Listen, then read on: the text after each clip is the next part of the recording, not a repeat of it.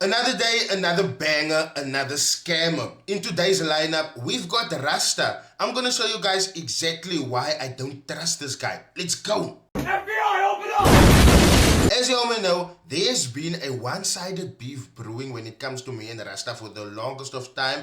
And when I say one-sided beef, I mean it's coming from his side. And the reason why the man is so angry is because I am constantly exposing him for the disingenuous things that he gets up to. Previously, I spoke about him that's talking bad on brokers, yet he was begging Lux Markets to give him a brand deal worth 180k.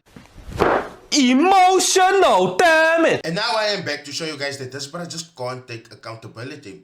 Accountability is one of a trader's strongest assets, and if he can't take accountability, I can guarantee you he can't take you to success. Let's get into those screenshots. First things first, Rusta posted this to his Instagram.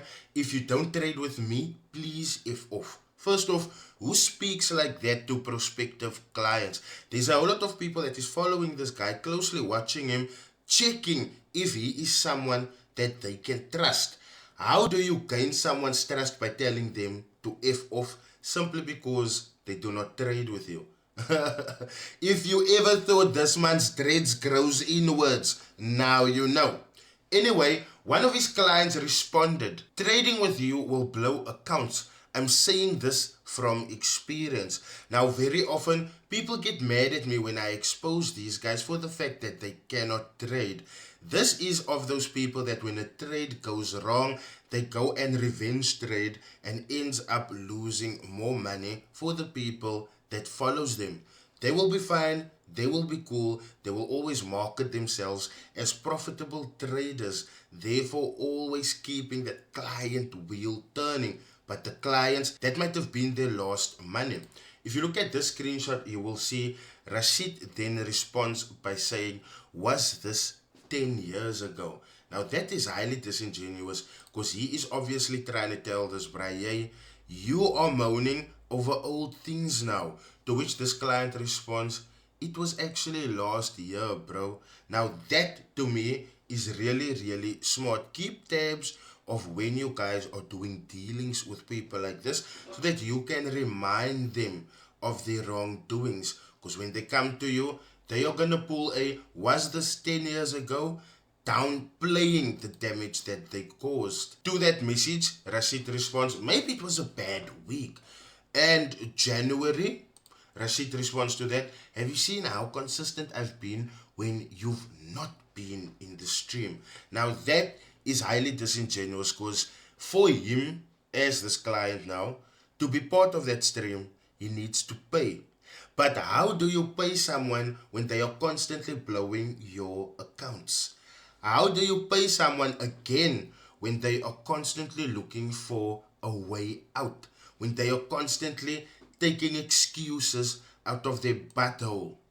To that, the client then says, "You promised to pass my challenge with your signals, but the opposite happens." Now, the reason why this client says that, if you guys can remember, when I exposed him for being a hypocrite, talking down on brand deals, meanwhile he's busy begging 180k from Lux Markets, there was a penthouse trading situation going on there.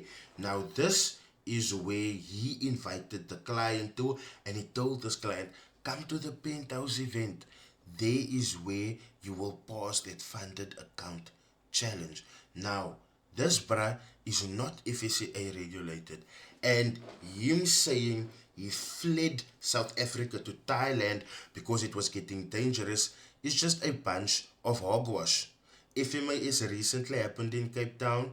FMA's floor was filled with scammers. Nothing happened to them.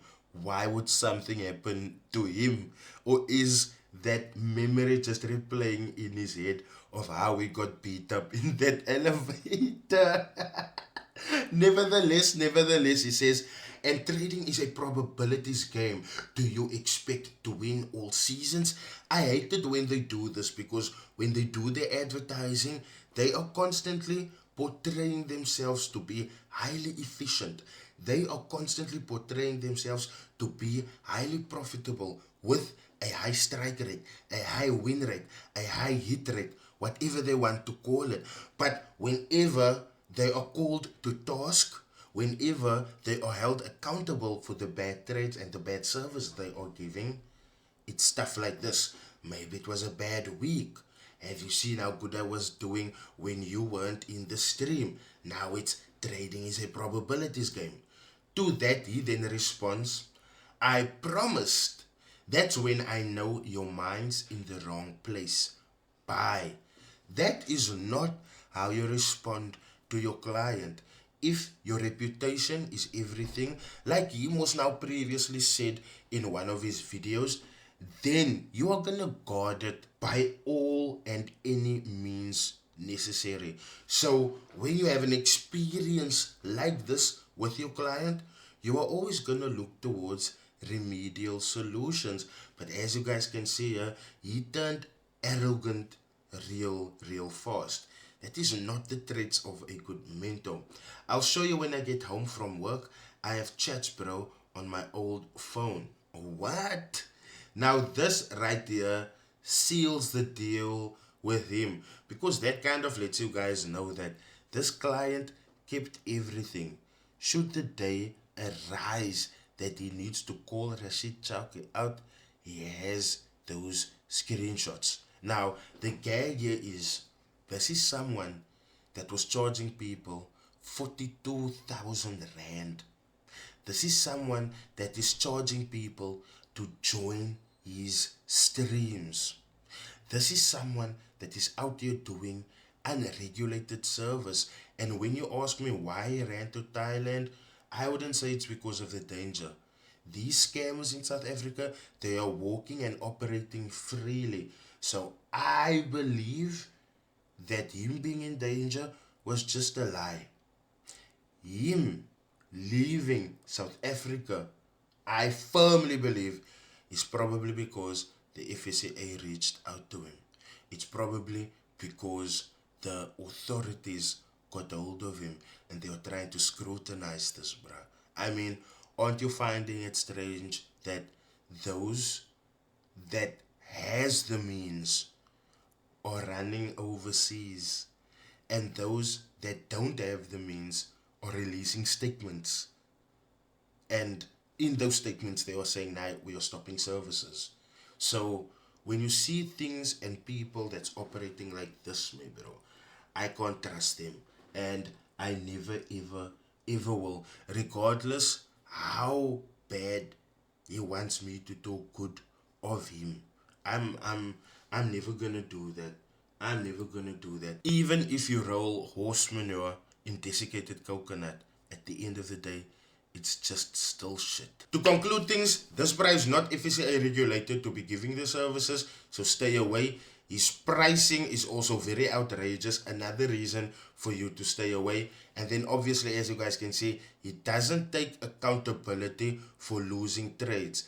His excuses will range from, it's a bad week, you haven't joined my stream as of late, have you seen how good I have been becoming, and it's a game of probabilities. He will even blame Donald Trump and people in the Oval Office simply because his trades went wrong. That is not someone you want to trust with your money. Be careful when it comes to this, bro. Thank you so much for watching. I will see you in my next video. This is Mr. Scam Exposer signing out. We have gathered here in Cape Town, South Africa, to celebrate and honor global brands that have shown dedication, hard work, and innovation in the financial services industry in the African region. Let's get started with the awards. This one is for the broker that the traders rely on the most. Congratulations to Ficks Broker. This award goes to a broker that offers strong over-the-counter services, and the winner is... Come on, man.